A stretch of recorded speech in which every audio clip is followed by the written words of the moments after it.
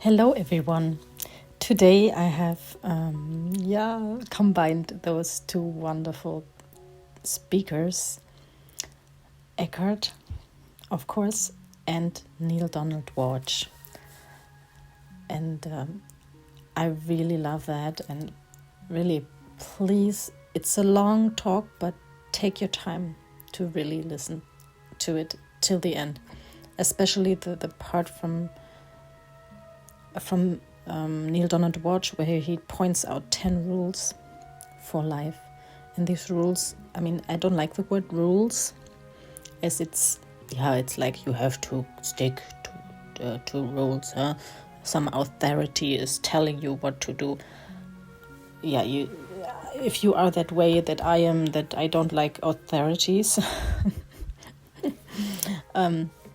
please don't take it that way. Just see it as a very wisdom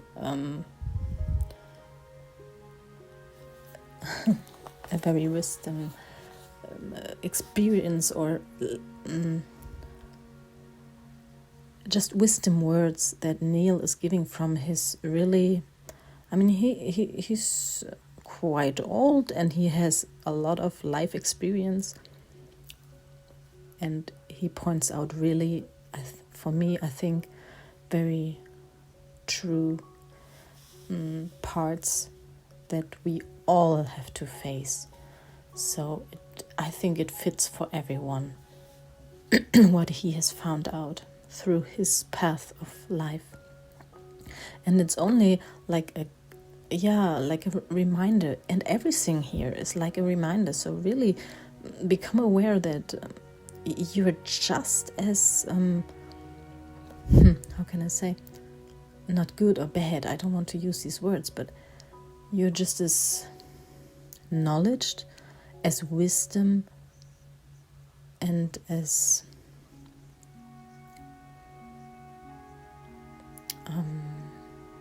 the same way able to connect to this inner joy or blissfulness that they often talk about.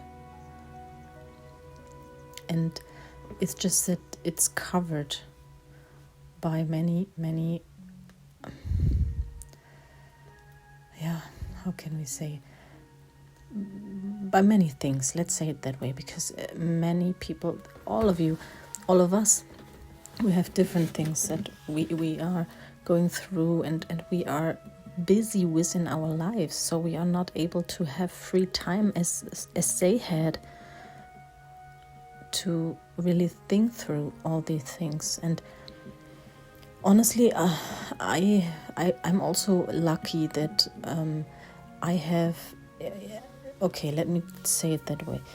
I know that from my coaching sessions I already gave to people, I saw that many people have really long working hours, many working a lot of things in their life that make them very busy. They don't have much free time to calm down, to be silent for themselves,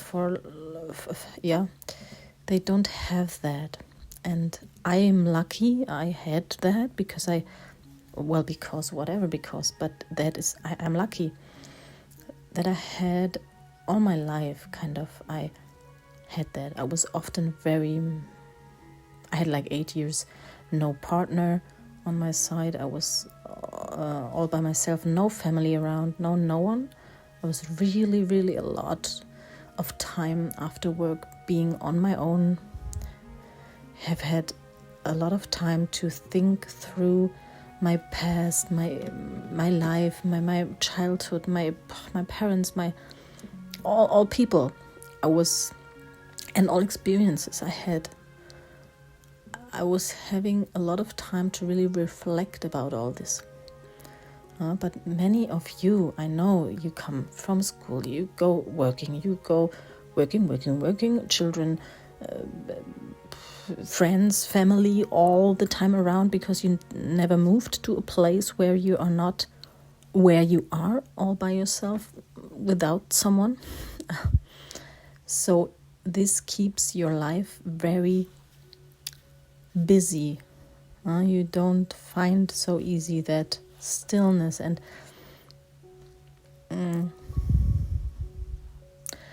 so, but really, I want to encourage you. If you would have this free time, you would be exactly wisdom as those men. Yeah, as those men. So the only thing you have to do is try to find places during your day where you can be just sitting down, breathing, relaxing, and just sit down and do nothing for you can start with a few minutes, with 1 minute, with 2 minutes, with 3 minutes, and then more and more, and you will see, you will become addicted, and that's a good addiction, addicted to have this time for you, because it's a connecting time to your inner self, and you will miss yourself. You will more and more miss that connection, and so you will look for it. So take this time, 3, 4, 5 times a day, in short little pieces, or in 2 longer pieces. You can make a meditation for an hour, or you can really do at work or in between, because I know many people are so busy. Then take a few minutes only, go to the toilet, sit down, and just close eyes, breathing, doing nothing, letting the thoughts pass by, scanning your body, how you feel, and take your hands, put it on your breast, and really breathe and just be. And that is really very helpful to connect to that consciousness that those men have, and that you also have, because through this consciousness, what they are talking about, we are all connected. So you have that access too. Yeah, so that's the only key, actually. Oh, I didn't want to say that in the beginning, but now I did. Anyhow, now I really wish you a very nice time. Relax yourself, take a cup of tea, a blanket, as usual, and then take that me time to listen to this wonderful talk. And maybe you do it even when you go for a walk. If you combine it with going for a walk, it's even better. Okay, enjoy now. Heart is not a word I use very often, or rarely ever. Not that there's anything wrong with the word or the reality behind the word. Mm-hmm. It's a word that is lovely. It can mean different things to different people depending on how you use the word. In the same way that certain words like God, or even the word love, don't use it too much, because it can be misinterpreted, and there are many different levels. So the heart is really what arises when the mind subsides and presence arises. And as presence arises, you look upon other human beings or other life forms, and no longer feel this absolute separateness between you and them, because the separateness is created by conceptualizing other humans and yourself. So what you sense then is what could almost be described as an outflow of goodwill, to use one possible word, an outflow of loving kindness, a benevolence towards another human being. And that is prerequisite for that is that space that opens up, the space of presence. And then that manifests externally as this outflow. And that is what you describe and what one could describe as the heart opening, when you're no longer run by the mind. Then the heart opens. So the reason why I don't use that particular word is because for many people heart could be associated with emotions, different emotions, but what we are talking about here is deeper than any emotion. So the outflow of goodwill, whatever you want to call it, loving kindness, I don't call that an emotion, it's deeper than that. So love that says, I want you, I need you, I feel, can't live without you, I can't live without you. So many songs about that. That's the conventional love, and we don't want to confuse that with the deeper reality. That's an emotion, can't live without you. Or the country and western, she left me for another one. And she walked off into the sunset. That's the emotion. But the heart is, at that level, there is a diamond, let's use an analogy, a diamond in you which has different facets, and depending what facets you look at is the term that you use to describe it. So there's a joy there, there's a peace there, there's a heightened sense of aliveness there, there's a loving kindness or goodwill or benevolence. Those are all facets of the same thing, the same self-realization. In Indian spirituality, from India, often they string together 3 words to describe the state of beingness, the realization of being. And the 3 words they string together, which is Sat Chit Ananda. And so the first word is Sat, which is being or beingness. Chit is consciousness. And Ananda is bliss. So that is used to describe the state of connectedness with being, Sat, which is consciousness itself. And to know yourself as consciousness is inherently blissful, or there's joy in that. The only true joy is there. And that is if you want to use now different terminology to describe the same thing, you say the heart opens. Your heart opens and you can relate to the world and to other human beings with this open heart. Just different choice of words to describe the same phenomenon.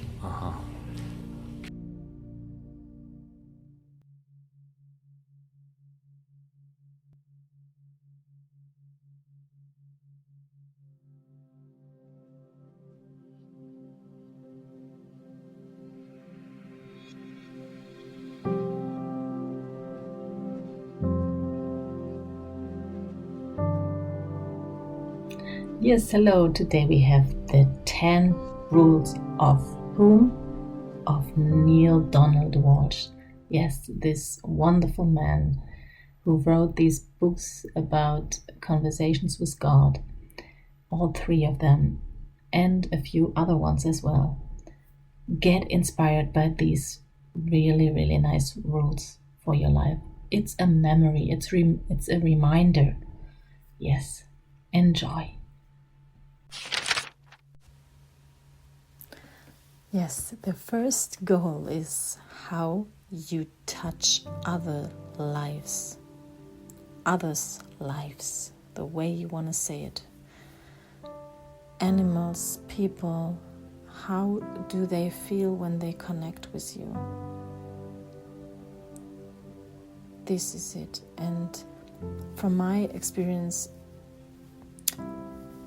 I had as I was 34, around 34, I had that. I I lived my life. I was successful. I studied mechanical engineering.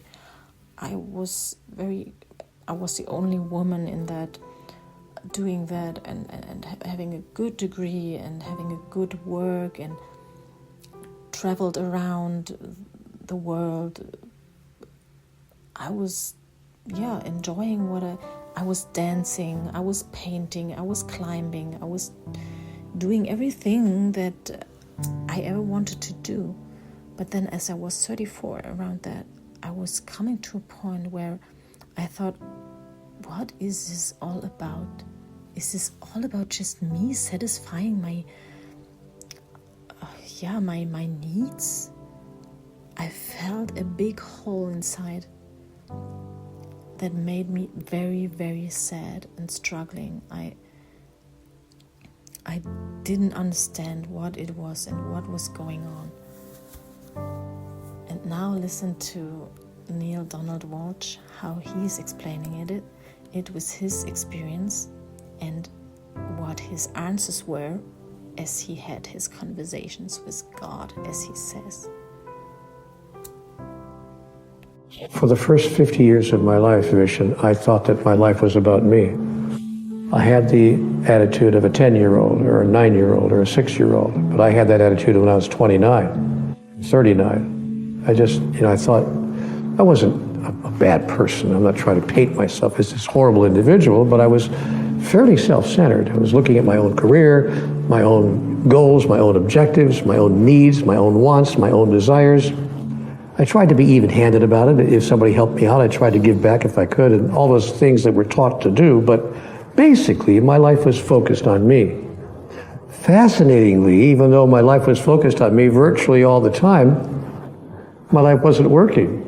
I mean, at some point in my life, I really I can't seem to find happiness that lasts more than a little while. I can't seem to find success that lasts more than a little while. Everything is so ephemeral. It just comes in and goes out, comes in and goes out. I never seem to get anywhere to the top of the mountain. When is the struggle over? That's what I was experiencing when I had my first conversation with God. So that's the context, that's the background, why I was given that wisdom. Because I asked God, okay, obviously there's something here I don't understand.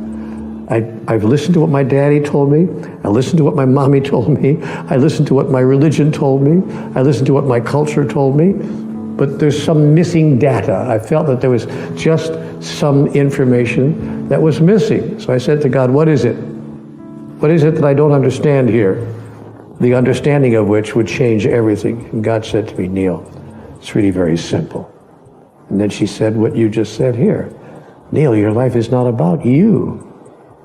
Your life is about everyone else whose life you touch and the way in which you touch it.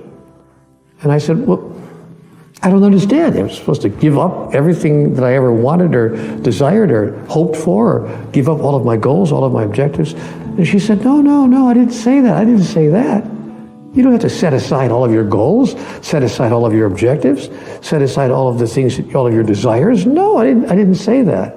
But it's about achieving them, working toward them, moving toward them in a whole different way for a whole different reason.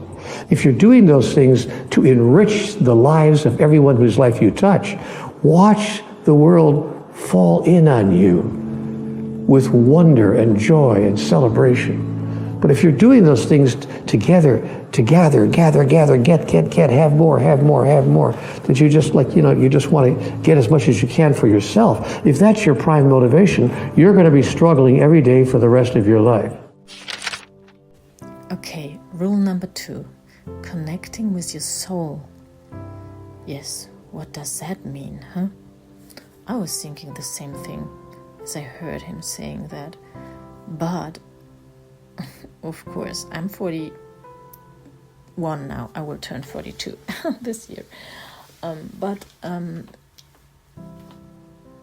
what it means is, and this is what I quite understood after listening to so many talks and speeches from all these people inspired on my channel and anywhere else, and through my coaching education. The past 3 years, I've been to so many seminars and educations I did.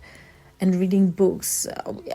And now I really more and more understand this, and I practice this, and this is what he's saying in a few minutes after I have explained my view from my experience.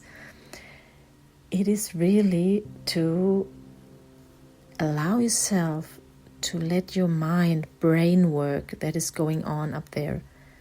Let it work, but don't focus on it. Don't make this up there make your decisions, because up there it's just experiences.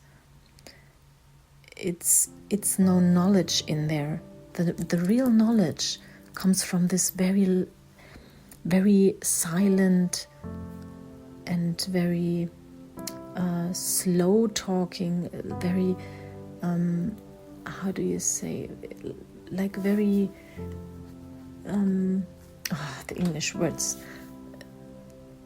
the voice that is talking to you, that is coming from your soul, that is a true voice, is a very calm voice, and you can only listen to it when you go into a silent state. Silence, silence, silence, silence. And he tells you how you can reach that in his speech later on. But for me, for instance, I go for walks. I sit here and do meditation. I do Reiki meditation, for example. It's very nice because you can touch with your hands, you can touch parts of your bodies, of your chakras and energy centers, and then concentrate on just inside of you, the inner energy that you are. And if you do that a few times during the day for a few minutes only, you will train that voice to come up and to help you doing much better choices and much better choices in little things as well, in the small things, much more listening.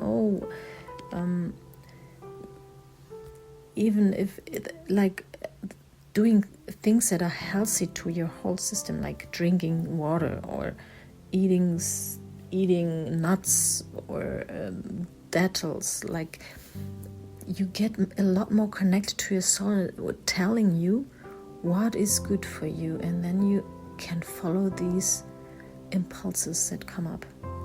And now listen to Neal Donald, how he explains it with his words.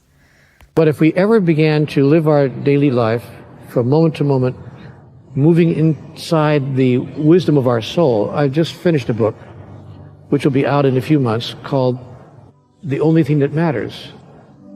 And The Only Thing That Matters argues for the combining of the mind and the soul in the consideration of our daily choices and decisions. See, the mind holds nothing but experience, which it imagines to be knowledge. But experience is not knowledge. It's simply experience. And your experience can be warped by all manner of things. Knowledge, true knowledge, is held in the soul. Eternal wisdom is held in the soul. So our job as human beings is to find a way to marry the mind's experience with the soul's knowledge, and to come to a place in between. When a person does that, they're said to have been centered. So you're really centered in that place between the mind and the soul. All great mystics have found that place. They don't just reject the mind altogether, because the mind's experience is valuable. If I didn't know about the mind's experience, I would touch a hot pan on the stove and burn myself, or put my hand in the socket and get a shock, or walk off the edge of a cliff. So my experience, my mind is a good friend. I'm not saying we should reject our mind, but all the true mystics and masters have found a way to marry the mind and the soul, rather than to live exclusively in the mind, to the exclusion of the soul. If I had one piece of advice for human beings, it would be connect with your soul. Find a way to connect with your soul every day. Not once a week when you go to church or synagogue or temple, but if you even do that, but every single day. How do you recommend people connect? Oh, there's 1,000 ways to do that. Meditation, guided imagery, visualization, ecstatic dance. Whirling dervishes do it all the time. You know, reading good poetry, praying. You know, there's 1,000 ways. But it starts with willingness. You must be willing. You must say, okay, God, or life, or whatever word you want to use that's comfortable to you. I'm here and I'm willing to be quiet for a moment each day with my soul. And if you do that often enough and regularly enough, ultimately you'll discover an opening, something happens. And it's not just a flash, but it occurs on a regular basis. The next rule is a nice one. Don't argue with life. Take it as it is. Don't get frustrated about it, whatever happens. The worst thing that can happen, they want to show you something. Like N.D.Walsh, I mean, he had an incredible story with his accident, with being homeless on the street with nothing. He was almost dying in this car accident and broke his neck, but he's alive. He can walk. I mean, with this, he really woke up to this life, to this understanding, to not argue with it anymore, and to really ask the question: what am I? Who am I? What am I here for? What is this all about? And from my experience, I mean, I have not been so down. I've not had an accident like that. But I was in the hospital,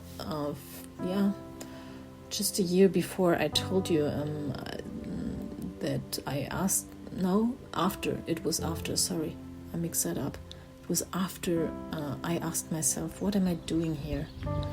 There I changed my life. And then I still had this path to go, that I ended up in a hospital by a dehydration. I was not able to watch out for me, what is really wanting to be lived inside of me, like expressed to be. I was not able to listen to me, and this way it happened that I came into the hospital and I could not walk, I could not do nothing. I was completely out of my sense. I lost my how do you say, my consciousness. I was sleeping for like almost a day, and then I could not even walk to the toilet. It was so, to me it was an incredible moment. And I was not in my home country. I was somewhere in another country there. It was all together. I was really laying on that bed, asking myself, is this now the moment where I have to ask myself if I want to live or die? And I was so lost. I was feeling so lost.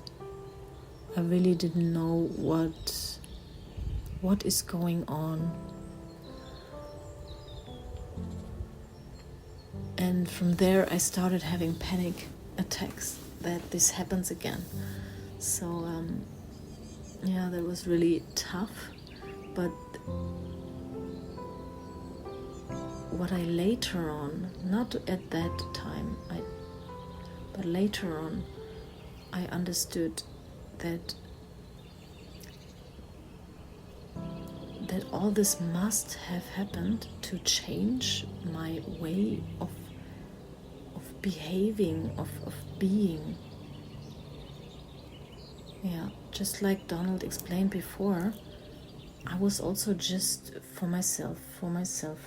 I didn't know how to connect to people, or that I can do that anyhow, somehow, or I didn't know. And only by later, through this coaching, through reading books, through finding out much more about myself, about how we function, there I started realizing this and experiencing this, because I got so, my energy got so free. I solved so many issues in my life from my past that I all of a sudden had step by step. Well, it was one moment where I had all of a sudden a lot of energy, free. I kind of broke all the old connections of energy, and there it was. All energy was released free.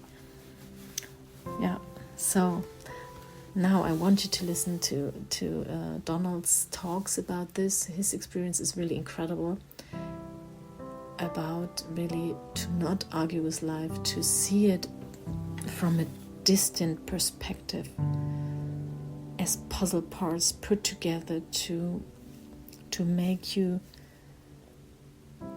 come to your center, to come to yourself, to your essence, to who you are, why are you here, what is your purpose here. But I think what creates anger is the mind thinking that what is going on should not be going on, that something else should be happening. So the mind starts looking at what's happening and saying, it shouldn't be like this. God darn it, it shouldn't be like this. I'm getting pretty mad. This shouldn't be like this. Don't argue with life. It is what it is. And when we stop arguing with life and see it for what it is, see, here's to tie it all together, Lilu. When I was on the street for a year, toward the end of that time, not at the beginning, I went through a lot of anger, like you're talking about, and a lot of frustration and disappointment. But finally, I got to a place where I realized, I see what this is all about. I see what this is. This whole experience that I'm having has been given to me by life as an opportunity for me to really get clear on what's important and who I am and why I'm really here on the earth. And I was so stubborn about it. For me, I had to be hit over the head with a 2x4. I had to really lose everything, lose my family, lose my house, lose my job, lose my income. I almost lost my life. What threw me on the street was I was in an automobile accident in which I had my neck broken. Now, most people with a broken neck, God bless them, don't live. You break your neck, you die. And if you don't die, at the very least, you're paralyzed from here down for life. God bless those folks. Somehow or another, I escaped both. I didn't die and I wasn't paralyzed, but I broke my neck. Sure as we're sitting here. But just in the right place, 1/4 inch off, and the doctors said, you're so lucky. You're just amazingly lucky that your neck snapped in a place where it wasn't crucial. And there aren't very many places like that in your neck, but you escaped. Now, having escaped death, having escaped life as a paraplegic, and having found yourself on the street with nothing to your name, 1 pair of shoes, 1 pair of pants, 3 shirts. Having gone through all of that, what's really important? Yes, this really is a nice rule, the next one. To really express yourself, your inner self. Because what I'm doing here now, what I'm talking, the way I'm talking to you, I'm checking out these talks and putting them together, and with music, with nice videos, with my own experiences, with my own soul footprint, I would say. This is expression of our inner soul to show. Doing this, it just gives impulses out there for you, for one of you there, to also step out and think, I want to also, I have so much inside of me, so much that wants to be expressed. I want to do that, and if she can do it, I want to do that too, and I'm going to do that. Something like this. If, like, for example, when I was dancing Irish step dance and flamenco, the way I did that, I was always in an absolutely joyful feeling. I did not take care about, do I do the right step or the right movement or whatever. I just enjoyed all these wonderful movements and sounds that your shoes make and everything. And this is why people liked watching me doing this. Yeah, people told me that it's so nice to watch me doing it, that they could see the joy I have. And this is what it is, to have joy, express yourself. And while you do that, while you start overcoming this step of holding you back and being anxious and, is it good what I'm doing? Is it right what I'm doing?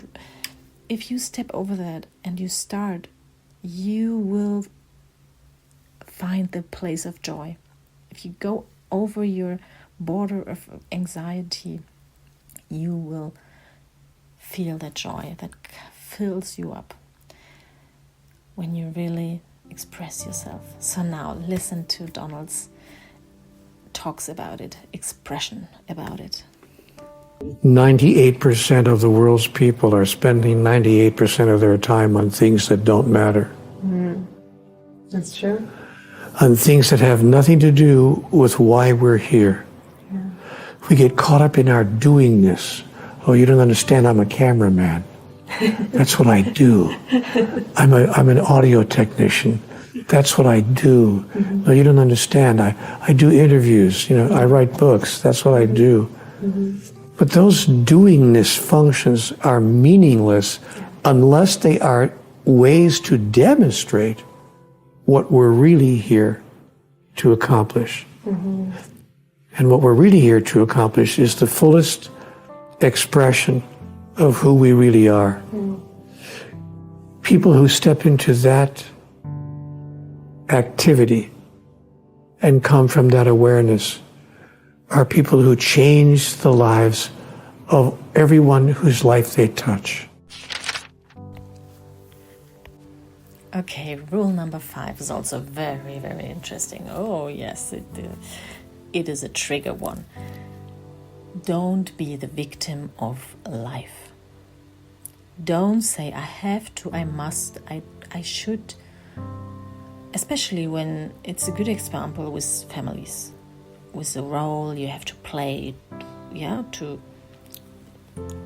Donald will talk about that later, the family thing, where you really say, I have to do that, I have to take care of, I have to go to work to pay the bills for and everything.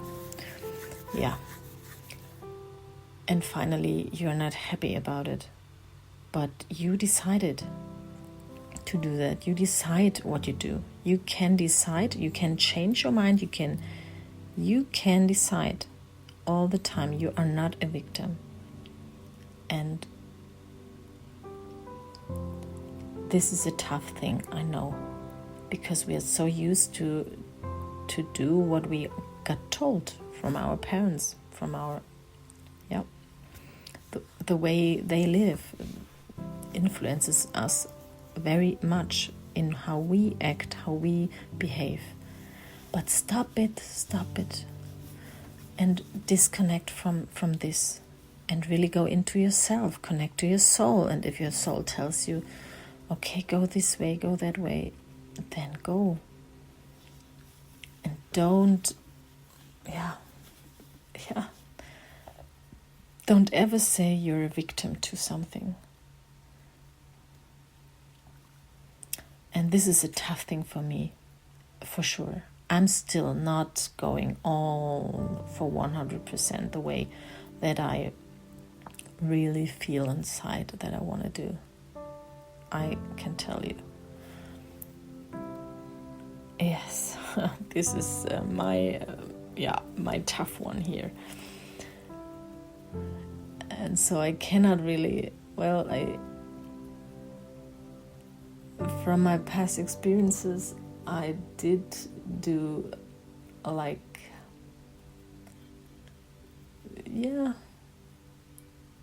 how can I say it? I did do things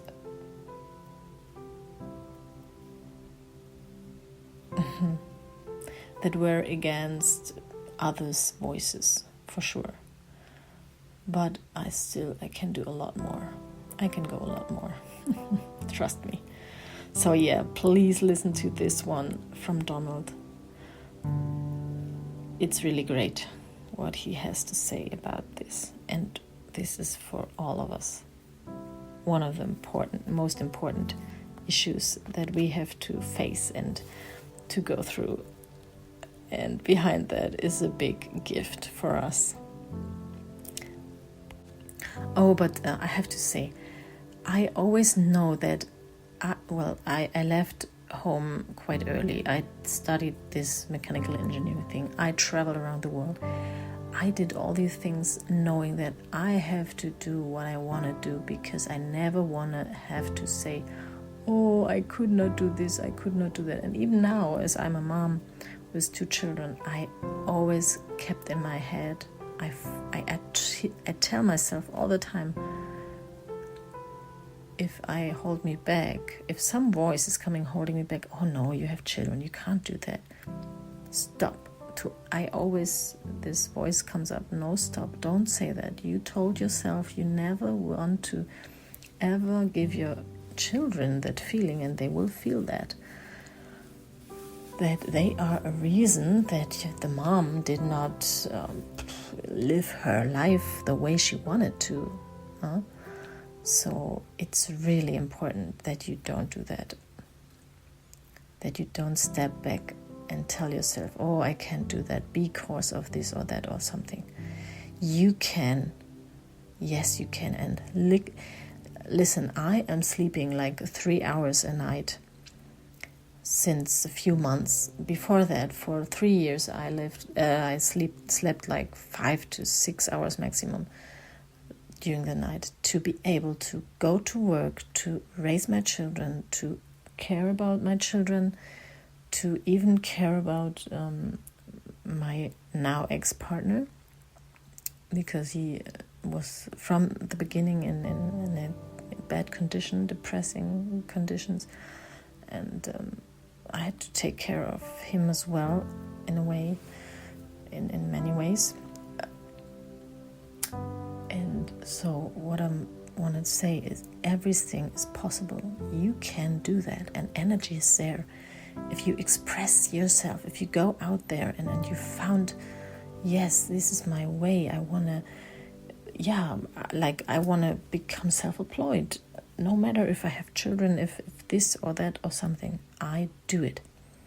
And this is something I learned from my parents. I must say that they did their way. They did what they always wanted, and this is something you have to do as well, no matter what it is. So now listen to Donald's explanations to it. It's, wonderful. One of the biggest mistakes that people make is thinking that the things they're doing, that they're required to do them, when in fact they're making a free choice to do that. There are plenty of people who don't work. There are people who actually abandon their families rather than work. They're so unhappy, in their life that they just chuck it all and walk away from it. So the problem with humanity is we keep on making a series of free choices, and then we call ourselves the victims of our own choices. So what I say to people in my audience is, if you don't want to go to work and support your family, then don't. Who's making you do that? Who told you you had to do that? Oh, I just can't walk away. Why not? People do it all the time. I'm not saying it's the right thing to do. I'm saying, but when you do what you claim to be the right thing of your own free choice, and then you claim yourself to be the victim of doing the right thing, then you're disowning your own self. You're disowning your own choices. For heaven's sake, if you're going to do what you think is right, at least be proud of it. Don't let yourself talk yourself into that you're the victim of it. What does that say about you if you're the victim of it? What does that say about you? Well, I'm only supporting my family and paying my bills and doing what's right because I have no choice? What does that say about you? No, of course you have choice. There's no such thing as no choice. So I say to people, let's understand that what this statement means, there's nothing you have to do, there's nothing we have to do, is God's way of telling us. It's another way of saying you have free choice always about everything. But for goodness sake, stop making free choices and calling yourself the victim of them. Wake up. Notice what's happening. Every act is an act of self-definition. Everything we do defines who we are. But we shouldn't, do all these wonderful things that define who we are and then fail to lay claim to them, reject them, call them not our own. Yeah, rule number 6 is also, yes, they are all very great. Knowing who you really are. Yeah. And this one, I found out as I was 34. No, 38, sorry, 38, I mixed it up. There I was kind of newborn, reborn, whatever. I was having an experience by that time on a weekend. Actually, it started 2 weeks before because I got some visions in my head every morning when I went to work. When I saw pictures in front of me from a certain landscape, and I thought, what is that? Do I want to move there, or what is going on here? It was so intense and so clear. So, and then 2 weeks later, there was a seminar coming up, an offer for a seminar, and I somehow felt that I have to go there. I don't know, but it pushed or it pulled me so much to go there. And there it happened. I went to that seminar, and I knew, as I decided to go, I had to organize my children where they're gonna stay for that time. I had one child by that time. I had to organize to get there. I had to in 2 days, but I knew I had to go there. And the moment I decided to do it, everything went in place. I had someone taking care of my child. I all of a sudden realized what's gonna happen to me. I knew I would cry a lot. I knew I want to walk a lot. Like, to the seminar house, I walked every morning. I decided, I looked in the internet for a place that was not so close by to that place of the seminar, because I wanted to walk there, and I knew I had to walk. And you don't understand, it's incredible. I was there, I arrived there, and then in the morning I started walking to that place. Didn't know the direction. I just had my phone and looked up with a dot on the map where I am. And then I walked outside this little hotel there in this little village, and then I saw exactly that landscape that was always occurring in my visions. There I understood, it was a vision. Oh my goodness, what is that? It's crazy. I had this vision coming up that pulled me there, and then I was there, and there was so much going through my system. I understood so much that I am everything, and everything is me, and I'm not alone. There is just oneness. There is no separation.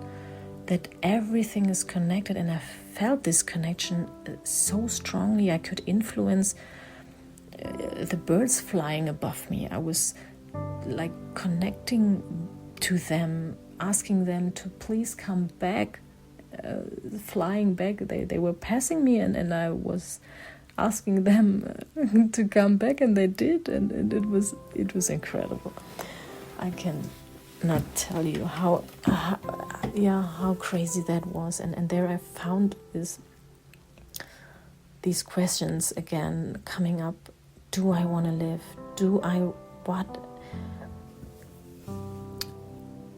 Again, this question, do I want to die for all the bad things happening in this world, the bad things we human do? Because it was laying on my shoulders. I often felt that. I had that a few times in my life, that I felt this huge pressure on my shoulders, like the global sins of all our human failures. And that question came up again. In my life, I had a good life. I'm fine. I'm up. I had no reason to like wanting to kill myself or something like that. Don't believe that this is what I'm talking about. No, it was a different thing. I really sometimes had these strong pressures on my shoulders that I'm selfish. I live my life just for myself, and we humans, we do so bad things, and I am human, and I do, in a way, I felt that I'm connected to all that, and it pulled me quite often down. And that there, these questions came, and I asked myself again, what, okay, you want to die for these bad things? And I said, yes, okay. The first time I allowed a part of me that wanted to die for all this to really do it. And I know it maybe now you think of the same that I thought of, Jesus Christ story. I am not religious. I've not been grown up religious. Not at all. My parents didn't want that, so I was not. But I remembered a little bit of this, or I don't know, but it just felt, this is what happened to me. I could let that go. I decided to, okay, you can die for this. And I will explain a little more. Maybe you understand that. I was walking on this street there. There was a little, like, it was it was pavement, yeah. And on the side there was grass growing, little flowers blooming, and there were on some fields of this road there were cracks from underneath, from the flowers that wanted to break through that pavement. And I felt like I am such a flower, and I imagined there are flowers underneath that pavement that make space, that make room for others to grow, and they die to let them others grow. And I asked myself, what do I want to be? Do I want to be the one that makes space that so the others can grow, or not? And then I realized, no, the question already is answered, because I'm here on this planet. I'm here, I'm walking, I'm doing my steps, I'm breathing, I'm here alive, I'm existent. So I made that choice already a lot earlier in the place where I was born, or even before that. So the question is not the right question. Stop that question. This question is already answered. You don't have to ask yourself this question anymore. But still there was this part that was then coming up, asking, okay, but what am I here for? Why, okay, I'm here. No, the question was different, because this part wanted to die. It was saying yes. And then I allowed it. I said, yes, okay, then you can go. I let you go. While walking, I was just doing a conversation in my head. And then, okay, this part was gone. And then I asked, then this question came up. Okay, but what? I'm here now. I'm still here. I am here. Okay, what am I doing here? What is my purpose here? What am I here for? Please respond to that question for the last time. I don't want to ask this question ever again in my life. This is what I said. And then, yes, the answer came. And you know how? All energy around me came into me. It was incredible. My whole body was electricized, completely electricized, full of love energy, full of light, warm, love energy. That's what it felt like. Completely full of life love. And that was the answer. You are love. You are love. And you are life love. And you be that. Be that love and shine like it, because it shines. Love light shines. Do that. Shine on. And shine to others. Send this light out so others can see it, can use it, can have something from my energy. Yeah? And it was wonderful, I can only say. And this is the essence that we all are. Just love. And now listen to Donald's talk about this. If people are trying to please others, it's because they do not know who they really are.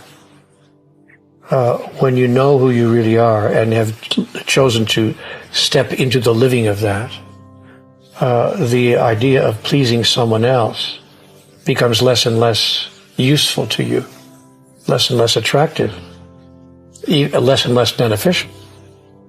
Because too often, in order to please someone else, you have to abandon who you really are. And betrayal of yourself, in order not to betray another, is betrayal nonetheless. It's the highest betrayal. So we learn that, as we get older. And we learn that, I'm not going to betray myself anymore. Rule number 7 is change your behavior with fear. Change your fear. Yeah. And there, after I awakened, I told you before, there came so much into me saying, you have to do this and that and that and that and that and that and that. Okay. And these things were like, I like to climb, but I'm so afraid of jumping down from when I'm on the top. You go, this voice was telling me, you go up there and you jump down and you have fun doing it. Have fun. And there was this voice saying, how do you want to, if this rope will break for whatever reason, you don't know that, but how do you want to die? How do you want to die? You don't know when you're going to die, but how? Always in love, happiness, and joy. So make sure that every second of your life you enjoy what you're doing. So enjoy your jump from the top of this, of the climbing, of the hill or whatever it is, yeah, the wall there. Overcome this anxiety of being all the time. No, enjoy it, because you don't know. Check it, okay, yeah, check your material, be concentrated, be aware, not concentrated, be aware, be completely awakened, aware. And then you see the things, if something is not good, if material is not good, if something, then you see it, if you are really aware and in your joy of life. And this way the voice said, on the trampoline, you were, even as a child, I was too afraid of making a loop in the trampoline, to jump up and doing a loop in the air, and so I told myself, or some voice told me, you have to do that. You can do that. Overcome your fear. Do it. And I did it. I was doing it. I was 38 I did that, and I was so happy, I cannot tell you, because I did it just once and it was no problem. I never did it because I was always afraid as a child, but I knew inside of me, a voice told me, you can do so much more than you think, because you are 38 and you moved so many times in your life. Your body knows exactly what to do, when and how. it's trained enough. So trust it. It can do it.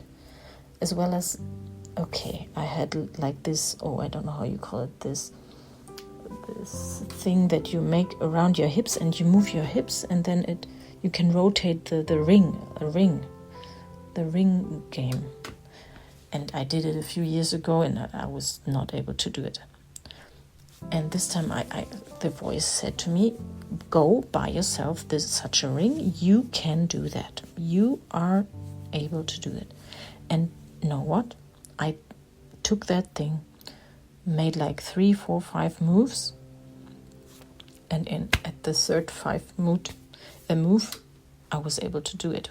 It was on my hips all the time. I was circling.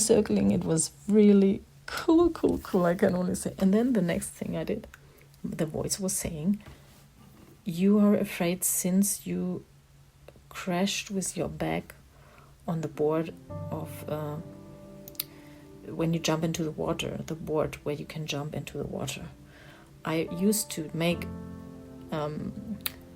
saltos in the air.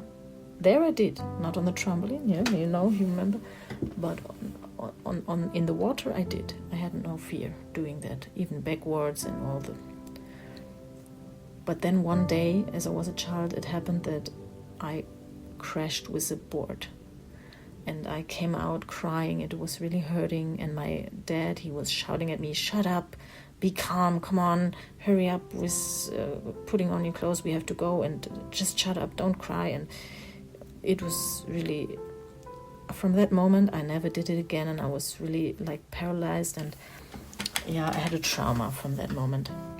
And this voice now told me, you will do this. And that was a big challenge, I must say. I did not do it right away. I was really afraid. That was very deep anchored inside of me. But then I did, and I was, oh my goodness, was I freaking afraid. There I was not like on the top of the mountain there and jumping down.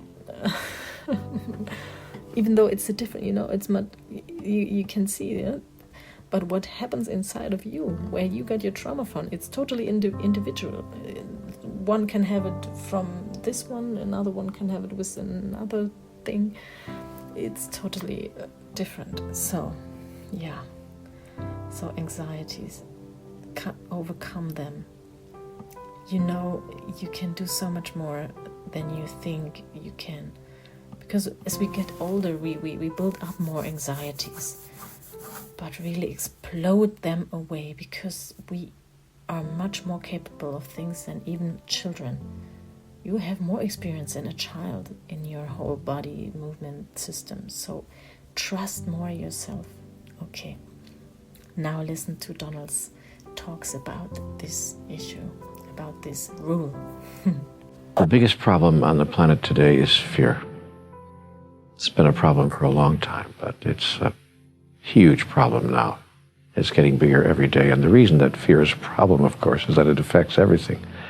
Everything we think and say and do, all the decisions and choices we make, all of our reactions, all of our responses, everything that we're experiencing can come from only one of two places. Conversations with God has made that very clear to me.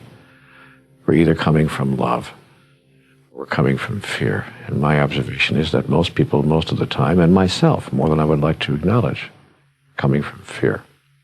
So we have to look at our fears and find out, what is fear anyway? What is it all about? What are we afraid of? And what impact is it having on the choices and decisions and the creations for which we have made ourselves responsible? By the way, that's one of the first fears that there is, the fear of being responsible, the fear of placing ourselves in a position of responsibility for all that we are creating.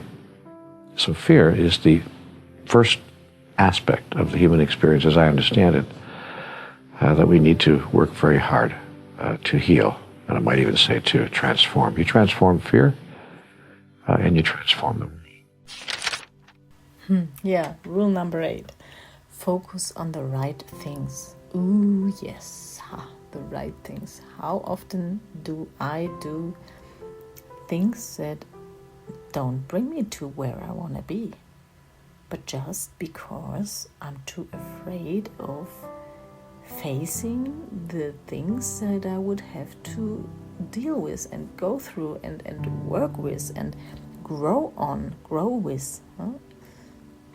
I still have that when I want to achieve something and I know, there is something I'm inside of myself, self-worth, self-belief. Am I worth? Am I good enough? The one, am I good enough, makes me always stop and, I rather do, this and this and this and do totally other things, to just not having to face, to stand to myself and say, yes, I'm good enough, I can do that, and I do that, and maybe I'm not the 10 years experienced person, but what did we learn before? Experience is not the thing, it's knowledge inside of our soul. It's everything is there. So trusting more yourself that you can activate what you need in order to achieve a certain aim, a certain wish, a certain goal, whatever. Yeah, very nice one. Listen to Donald, what he has to say to it. You can't get to the top of Mount Everest if you're deep sea diving. So if you try to do one thing but doing another, obviously you can't accomplish it. So the reason that we can't accomplish what we say we want is that what we say we want is the wrong thing. We're after the wrong thing. If we truly understood the real reason and purpose of life, we would be wanting and yearning for and seeking to achieve what we came here to achieve, why we came to the planet to begin with. That is what human life is all about. And what we don't understand is if we did that, if we just retrained our focus to what it is we really were designed to achieve, all the rest would fall in on us without effort. All the things we think we want, peace, health, safety, security, opportunity, love, joy, all the rest, would automatically show up in our lives without any effort. Yeah, rule number 9 is go with the flow of life, and be grateful during that. Everything that comes, all challenges, no matter how deep they are. And I remember my last year was a very tough year. Well, no, the last 3 years, but last year it was really going deep underneath with my bank account. You know, I'm a mechanical engineer and I'm used to always have enough money on my bank account, but last year I did many decisions, not just one, a few ones, that broke my financial neck. I cannot say it differently. But you know, I knew from a perspective, and this is so important, and this is what Donald will talk about as well, the perspective change.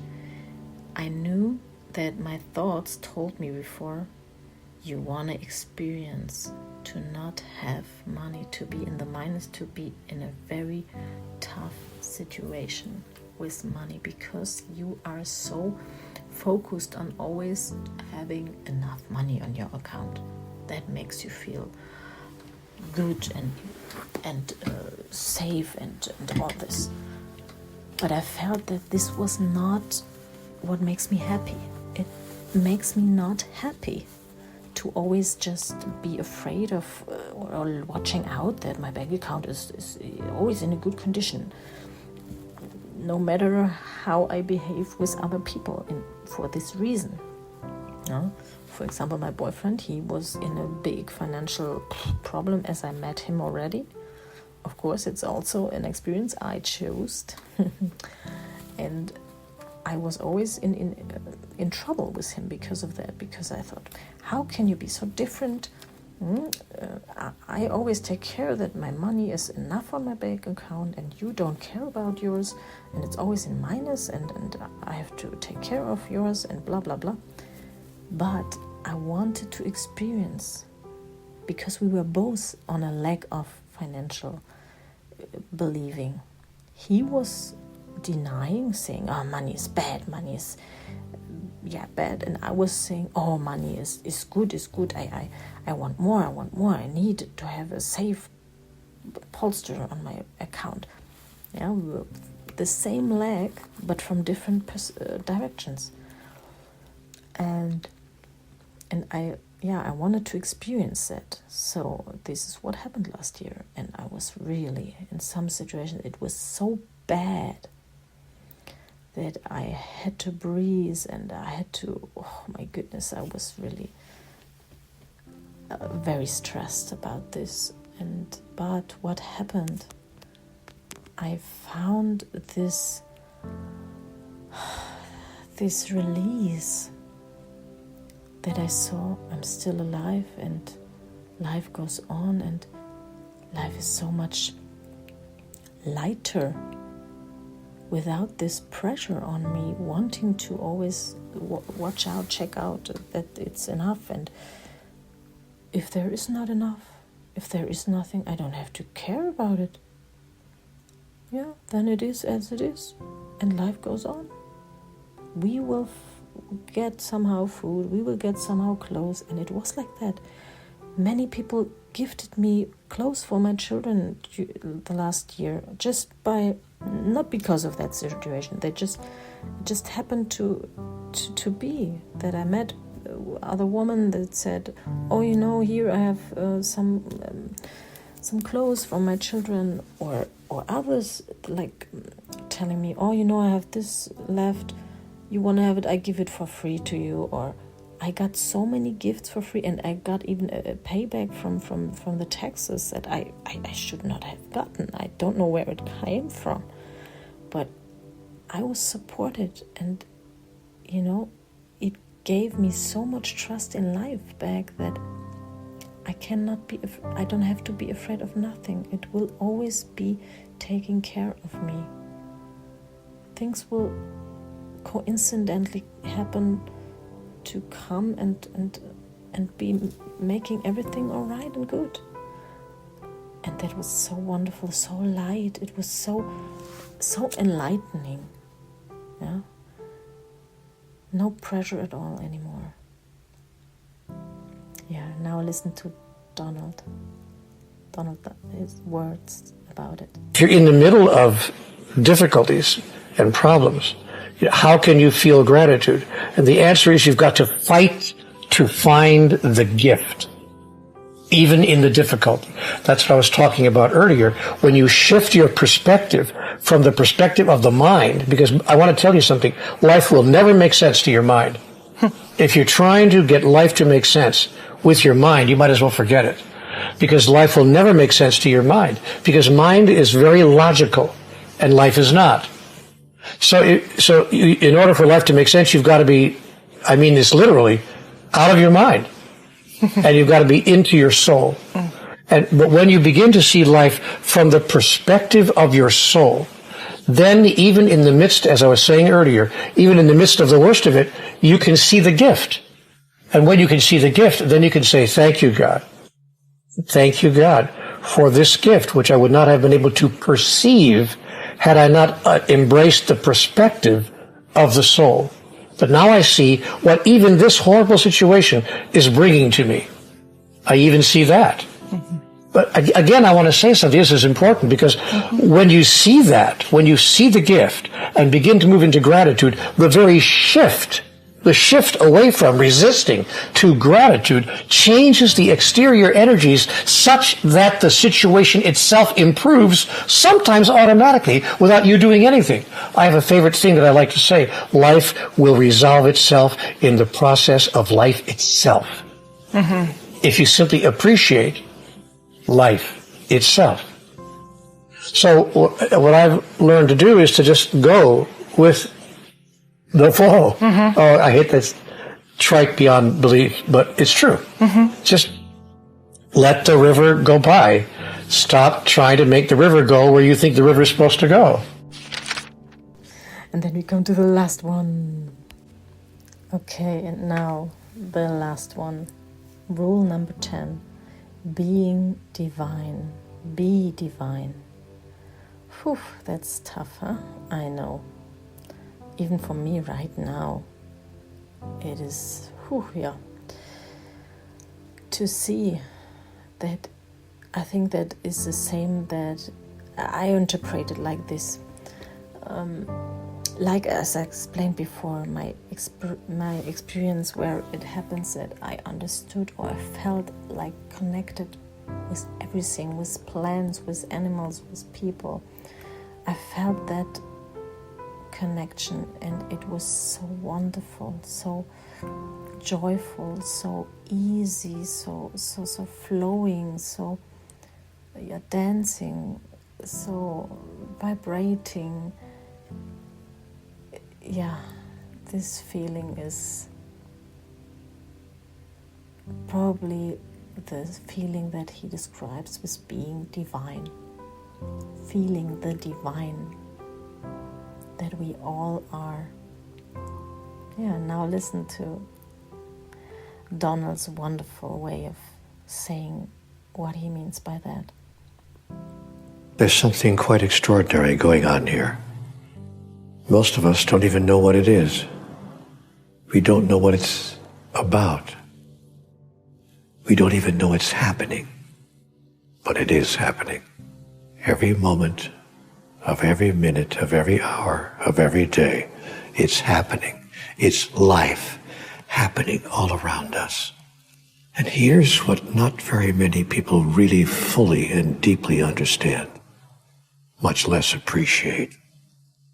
It's happening for a reason. There's a purpose behind it. There's a mechanism in place. There's a process that's being undertaken in life, by life itself. And that process is the process by which we, as the livers of this life, as those who are living into the experience, create the experience we are living into as a means of experiencing and expressing who we really are. That life exists in all of its forms. The beauty of the night sky, the wonder of a garden of flowers, the incredible expression of humanity itself, the feeling of love, and the glory of a great idea which has just come to someone and exploded within them, an awareness of something that they can't even name, but they can feel. Ah, they say, that's me. Even as they see the night sky, they see a part of themselves there. There's a way to relate. Even as they see the flowers in a beautiful garden, they can see themselves there. There's something of beauty in me too. And look at this, I'm merely looking at myself in another form. And even as we look at other people, we can relate. And we say, there I go, being human, being wonderful, being glorious, being divine. There's something quite extraordinary going on here. It's a process, not only by which we experience ourselves as divine, but by which we define what divinity is to us. Can you imagine a process like this? We're actually creating God through the process of being God as we are choosing to create it. That's what's happening. That's what's going on. That's the miracle of life itself, flowing through you, in you, as you. And once you understand what's going on, the purpose of all of it, the divine process, you take part in it in a brand new way. Not unconsciously, but consciously. Not unintentionally, but intentionally. Not accidentally, but on purpose. And you see every golden moment of now as an opportunity to recreate yourself anew in the next grandest version of the greatest vision you ever held about who you are. And if you do that only for a short time, for an hour a day, an hour a week, an hour a month, your whole life will suddenly make sense to you. And you will touch the world in a way that brings sense to the world. That's how life itself changes and becomes the miracle it was intended to be when you decide to be the miracle you were intended to be. So be it. Being divine.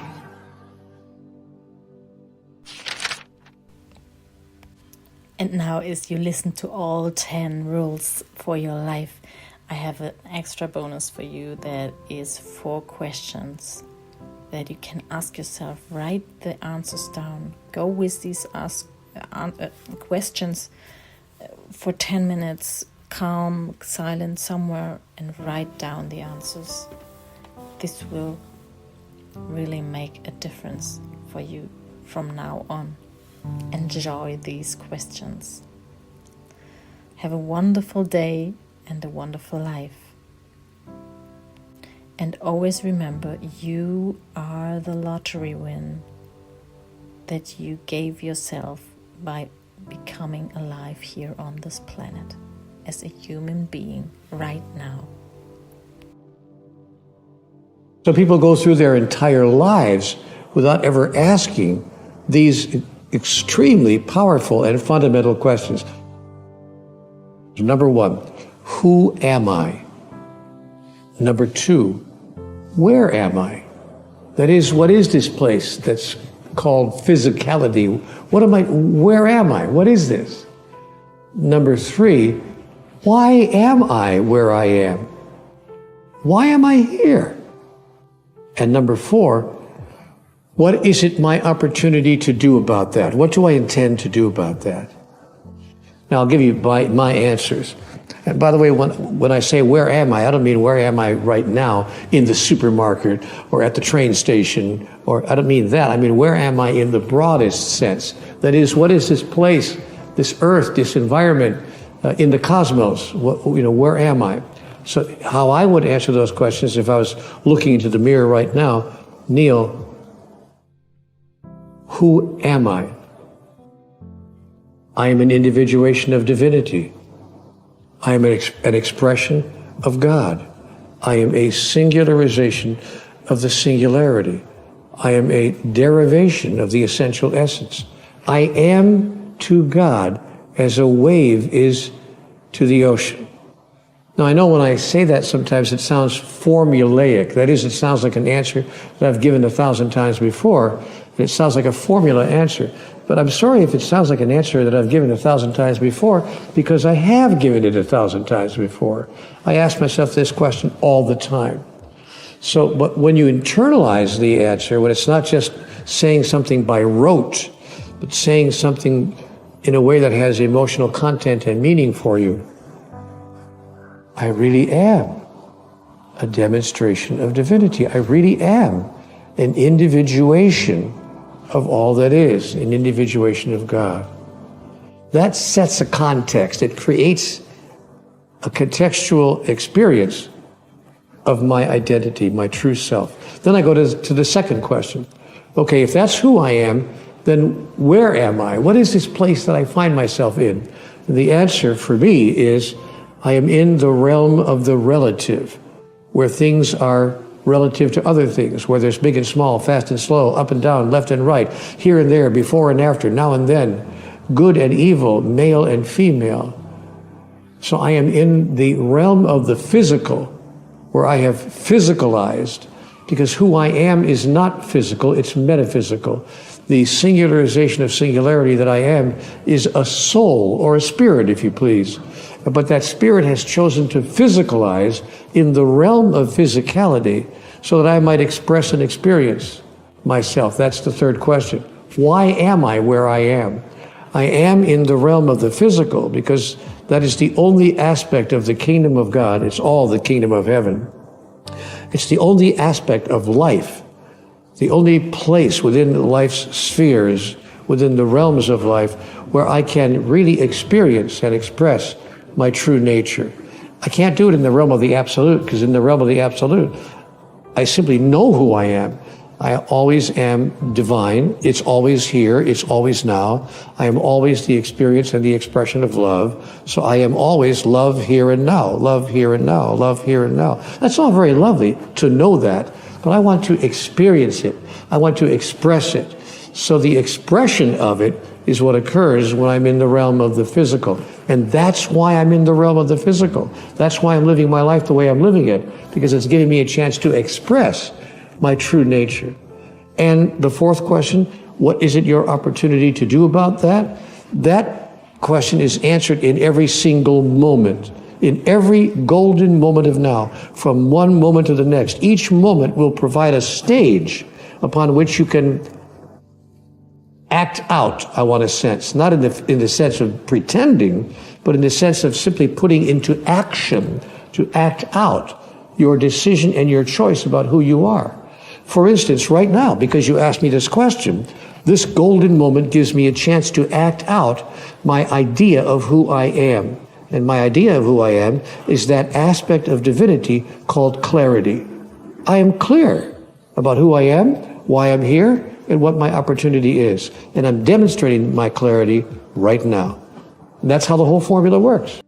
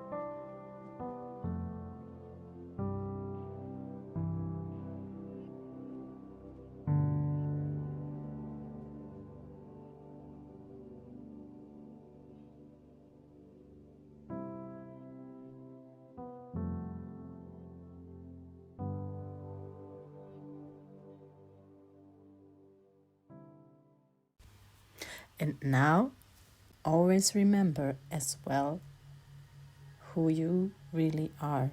Don't you ever forget that you are the lottery win in your life. Now have a wonderful day, a wonderful evening, a wonderful night, a wonderful week, a wonderful, full of wonders life.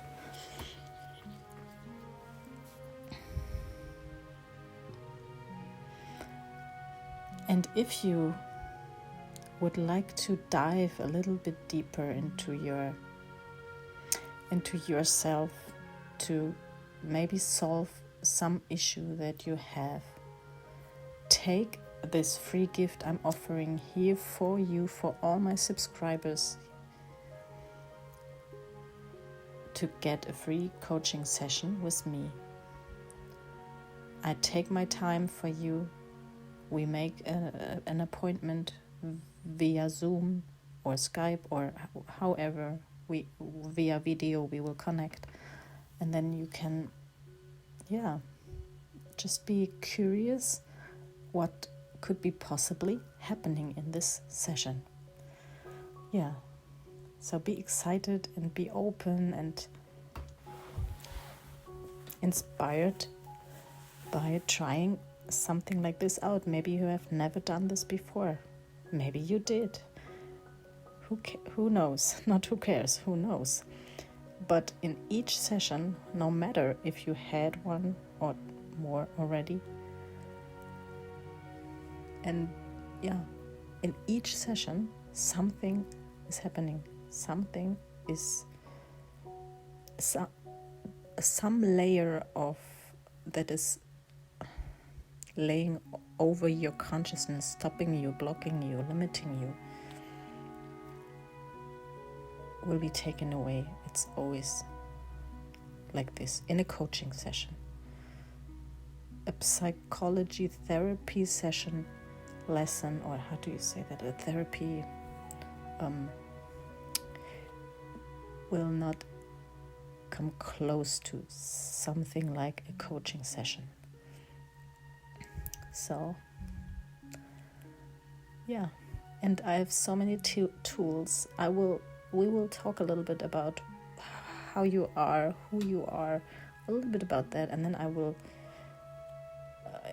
parallel already grab in as a look into my module chamber, what I think would fit best at that moment for you. And then we just go and do it. Okay, so yeah, enjoy your time and enjoy looking out for me, watching out for me, or how do you say, trying to find me on Instagram, Facebook, or yeah, by typing in Juliana Appel and JA Coaching. And then you will surely find me, because others did already as well.